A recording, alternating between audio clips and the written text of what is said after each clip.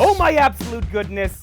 It's the first week of November. Black Friday is officially less than 30 days away. But we are here to give you the best advice you need to make sure that you are well prepared for it. This week we're going to go into all of the acquisition things you need to be doing on the Google platform, as well as all of the cool ways you can utilize influencers to give your brand the edge you need during the Black Friday Cyber Monday rush. That's all ahead on this week's game plan.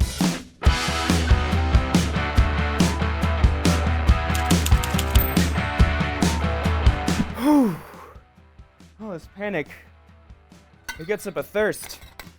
No, you thought this was a prop. No, I actually need this. You try yelling about e-commerce every week. What are we talking about? Oh yeah, Black Friday and or Cyber Monday. Getting right into it. So, as I said before on this week's game plan, you're still in acquisition mode. I know it seems like you're in November and you want to get right into just howling out your Black Friday and Cyber Monday promotions. A lot of us are doing that. We saw some people put out Black Friday and Cyber Monday stuff before Halloween. Do you need to do that? Maybe not. You still need to make sure you're fostering research intent, and the best place on earth to do that is the Google platform. He said while wearing a Google shirt, maybe you shouldn't trust him. I'm Google Partners. I understand it looks like Google Partney, and I hope you can forgive me for that, because I'm not taking this jacket off because nobody wants to see that. But do trust me, Google has expanded in a lot of amazing ways this year that makes it a great discovery and research intent platform, as outlined by our VP of Paid Search, Harrison Phillips. Going into November, if you're looking at Google search, things that haven't worked in the past work in November and traditionally in December as well, because this is when the highest intent and consumer purchase patterns happen. So they're ready to buy. They're ready to give you their credit card. And in a lot of ways, things, again, non-branded search categories that you've tested that haven't worked or performed okay, but maybe not up to your ROAS and CPA goal, test into them in November. The second thing is, and this depends on your product, but test into gifting keywords. There's generic keywords around Black Friday deals that will get a lot of volume. You can actually win on those terms. You don't blanket target everyone, but if you're also applying audiences, geos, and demographics with automated bidding, you could win on a term like Black Friday deals. Then you get into DSAs, so dynamic search ads. You want to make sure those are running. That will kind of pick up everything that your non-branded search campaigns aren't. And then the last thing on search, I'd say promotion extensions and countdown ads. Countdown ads dynamically update when your sale is coming live or when your sale ends. And promotion extensions you can apply across all your search campaigns.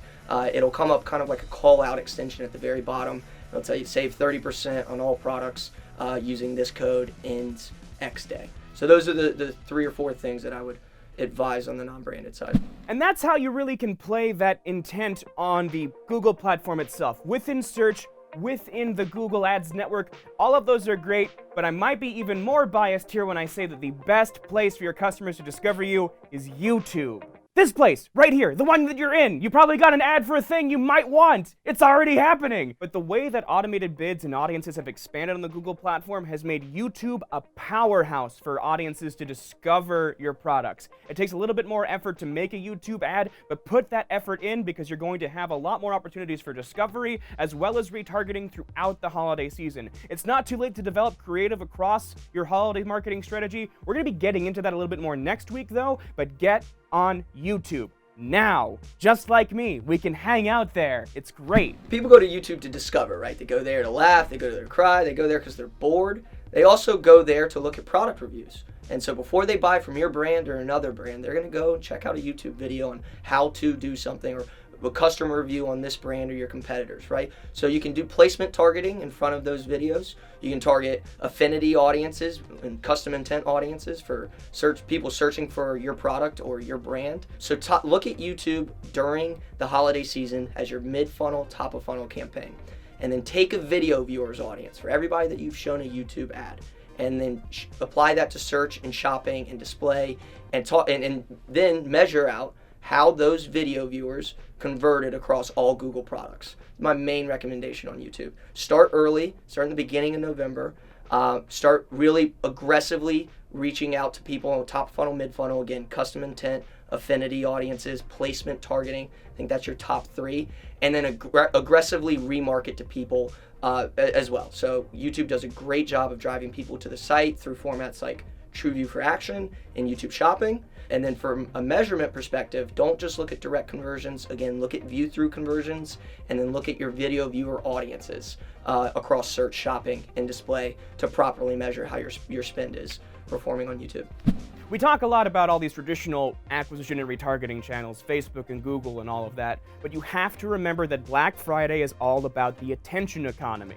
I know, every year we see the actual money spent on Black Friday and Cyber Monday increase by record levels. However, I'm gonna say this a million times, every individual slice of the pie of that revenue on Black Friday and Cyber Monday continues to get smaller and smaller every year. You need to find as many different avenues to your customers and prospects to make sure that you are maximizing the size of your slice of that pie. And one of the cool ways to do that, from my perspective, is using influencer marketing. That seems like a very niche strategy, but I don't want you to think too big in influencer. I want you to think about micro-influencers. And when I say micro-influencer, I'm not even that. You need at least 1,000 followers to qualify as a micro-influencer, and I'm not even at 7 yet. Look at this face. Would you make a personal brand with this face? You would not. But here we are on YouTube now together, so let's continue. I want you to think about micro-influencers as a means by which to find new audiences, new highly engaged audiences, that is, as outlined by our head of influencer marketing, Sarah Groves. For the most part, influencers are used for an awareness campaign. So when you want to introduce people to your deals, Black Friday is one of the best opportunities in the year to acquire more customers than you've ever done before. And so to acquire them, you really have to make sure that you have awareness around your products, and there's really no better way to do that than using influencers where people are already familiar, they trust these personalities and these brands behind these profiles. And so when they talk about your products and they maybe do a demo, an unboxing, sharing how your products really affect and help their day-to-day lives, it's a really great opportunity to really push those Black Friday, Cyber Monday deals. The more influencers you reach, the better opportunity that their audiences are overlapping. So when someone sees a shout out from one influencer and then within a few days they see another influencer mention the same product, that's when you've really hit a sweet spot and can really convert that person.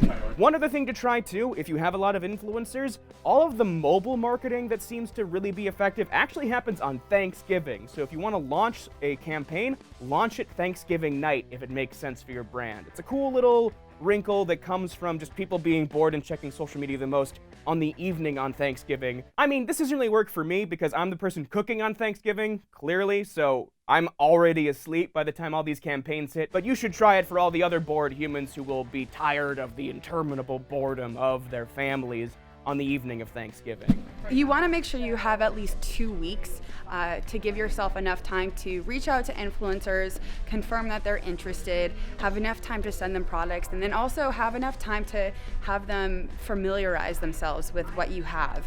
Make sure that if it's a product that they need to try on, it actually works for them.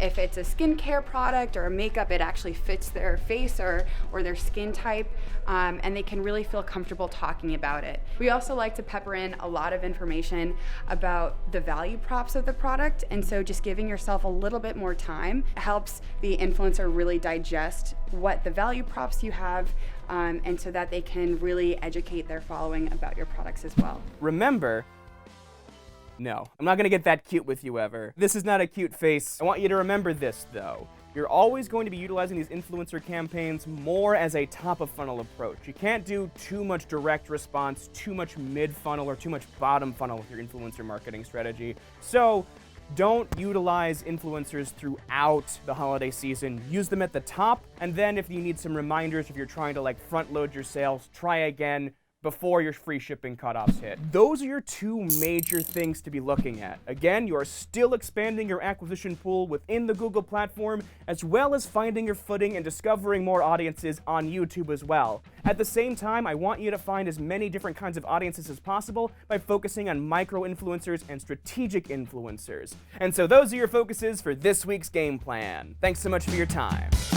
thanks for sticking around for our end screen here. Please, as always, like, comment, share, subscribe, all of the YouTube things. Make sure you also check us out at mute6.com/live and get on our email list so we can hit you up with other kinds of content. Maybe check out our podcast as well. And as always, we like to leave you with peace, love, and ROI.